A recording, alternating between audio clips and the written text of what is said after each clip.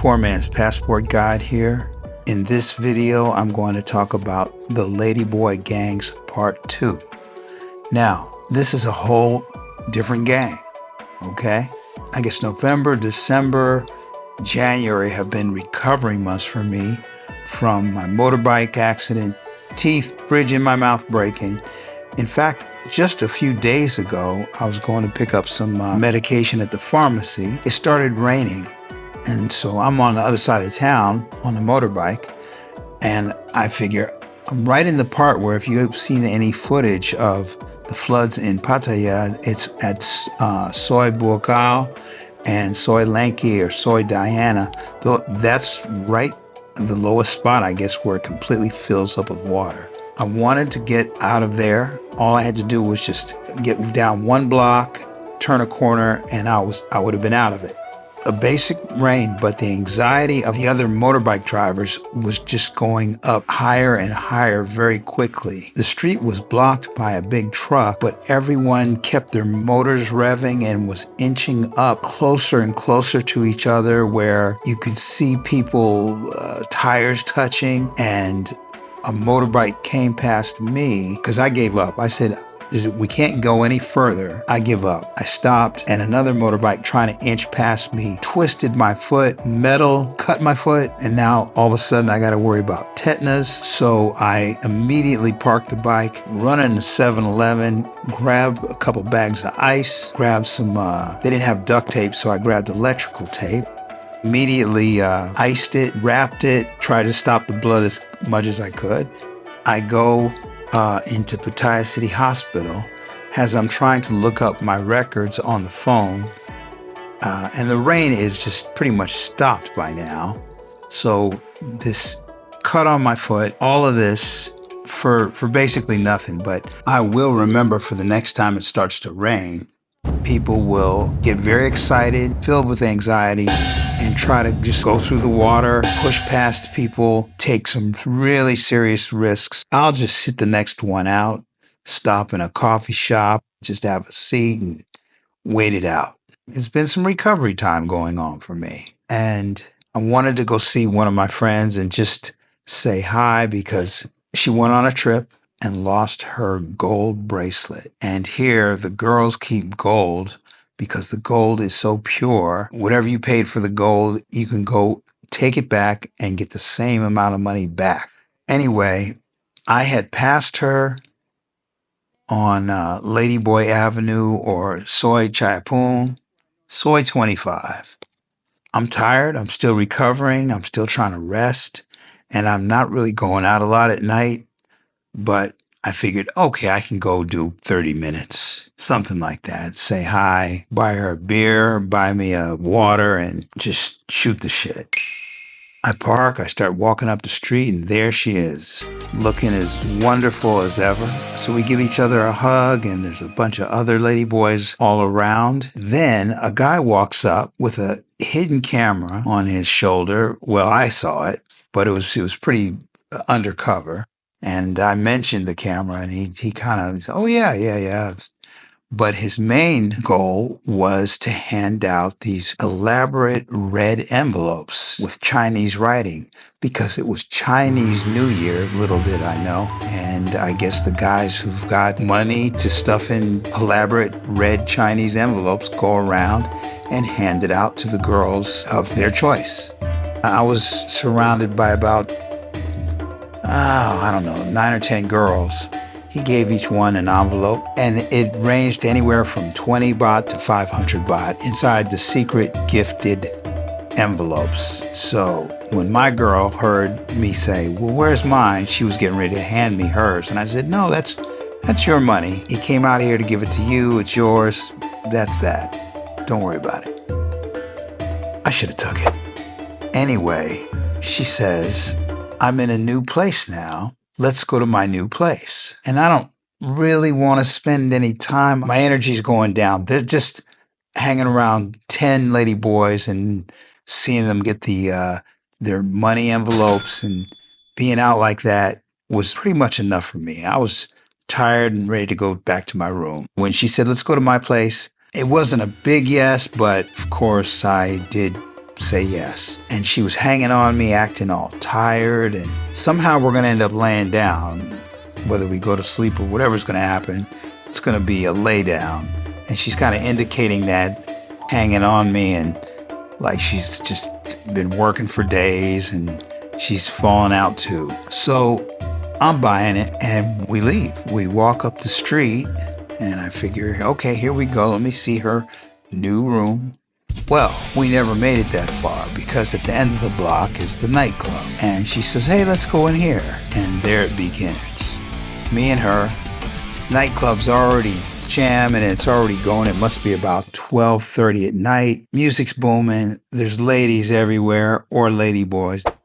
There's foreigners everywhere and everyone's just in good spirits. I bought a beer for me, my girl, and another one of the girls that previously had received the envelope on Soy 25 with the group of girls.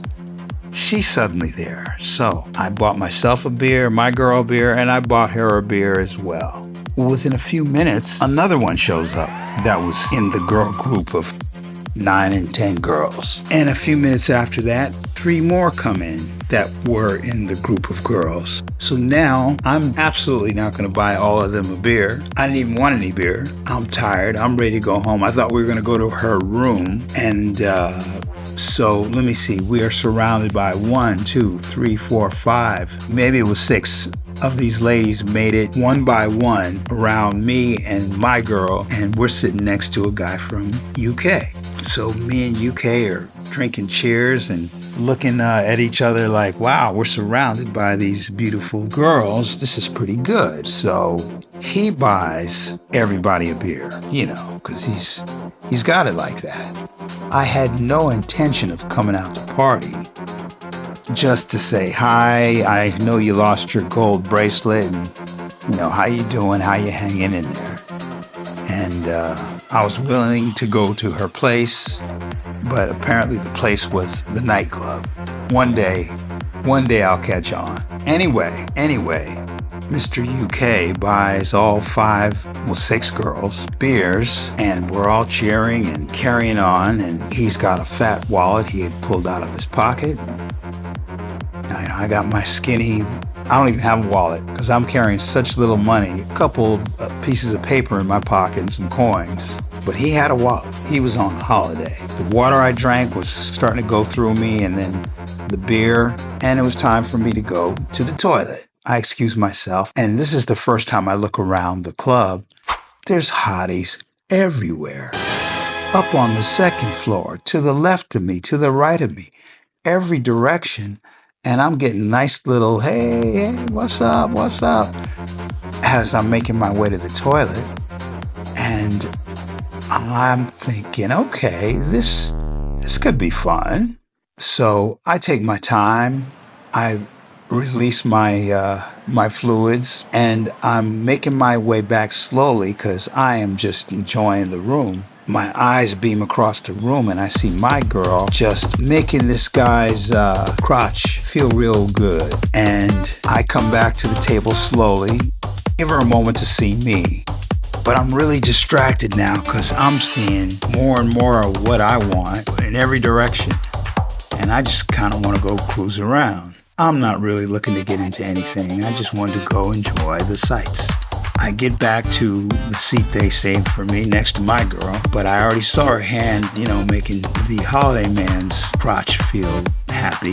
The UK holiday man goes to buy another round because he's happy to be surrounded by and getting all this attention from all these girls. And he pulls that fat wallet out again, and I see all the eyes just laser beam onto that wallet. And so all of a sudden, one's kissing him on his left cheek and one's kissing him on his right cheek, and they've got him surrounded. Now, I have no problem with this because they know I'm the poor man. Occasionally I have some money, and it wasn't one of those occasions. I had no intention of even going there. So girls, do your thing. But my girl, I guess she's getting a little weirded out. So she turns to me and says, what are you going to do? And I said, well, I'm kind of tired. I'm going to get going. So the party goes on for another minute or two, and then she brings it up again. So, are you okay? What do you want to do? And I said, I'm going to go. And I actually was just thinking, I want to leave this table because there's a whole lot more action in this nightclub that's filling up. Well, she immediately grabs my hand and says, "Oh, okay, you want to go," and leads me straight to the front door, out to the street. And all of a sudden, I'm the only guy standing out on the street, and she goes right back into the club to go handle her business. I don't know. I thought I had the conversation with her. Hey, if you're hanging out with Poor Man right now, I'll buy you a beer and we can talk and act silly. If you get a customer, that's up to you. Go handle it. I'm not expecting you to stay there and hug me and kiss me and give me goodbyes. Just go do your business. But with her, the way it went so fast, she rushed me out of the door. And as soon as I'm standing there in the street, she dashes back in. I'm realizing, hey, I wanted to take a walk and look around and maybe get into somebody else. All y'all ladies didn't show up here for me, okay? There's a lot of guys in here with fat wallets. I get it, no problem. As I made it back to the front door to go back in, that's when it hit me. I'm even more tired now. This wasn't in the plan. I want to go home, go get on that bike and go home, which is exactly what I did. And I've spent time with these girls before. In fact, I've spent some very close times with some of these girls. I know the Poor Man is going to come in last place when it comes to the holiday guys, because the holiday guys, they're ready for action. I want some action, but hey, if it's out of my budget, no problem. I can go home and go to sleep. And I can put myself to sleep pretty well. I've had a lot of practice. That was my second Ladyboy gang night. How one showed up, then the next one showed up, and all of a sudden I'm surrounded by them and they're scouting the room for some business. And I'm just scouting the room looking for some ass. I'm glad I listened to my body because I was tired, got home, went to sleep pretty fast. This Ladyboy gang, some cuter girls, not as hardcore as the other Ladyboy gang I talked about in the other video, but nonetheless, that same gonna gang up on you mentality. Well, let's put it this way. Mr. UK with the fat wallet on holiday probably had a great night if he took all 5 or 6 of them back to the Hilton and had a all-night affair. Now, I'm sure that fat wallet would have been pretty thin by morning, but people do have assets and bank accounts and stocks and bonds, so I'm sure it was fun for everyone. And it was fun for me till I got let out into the street. A lot of times, I will just watch what someone is up to. I don't want to talk about it. We don't even speak the language. But I want to see, what are your actions? What are you going to do? So that I can calibrate if I need to be looking for a blunt object, or if it's time that I should pick which direction I need to run in. Nothing was that serious. It was nice seeing everybody and seeing all the new girls I have never seen. But in the end, the best thing was taking care of my health and doing what I originally intended to do. Come out for a little bit, talk a little bit, hang out a little bit, and go back home. That's my night. That's my story. And I'm sticking to it. Poor Man's Passport Guide out.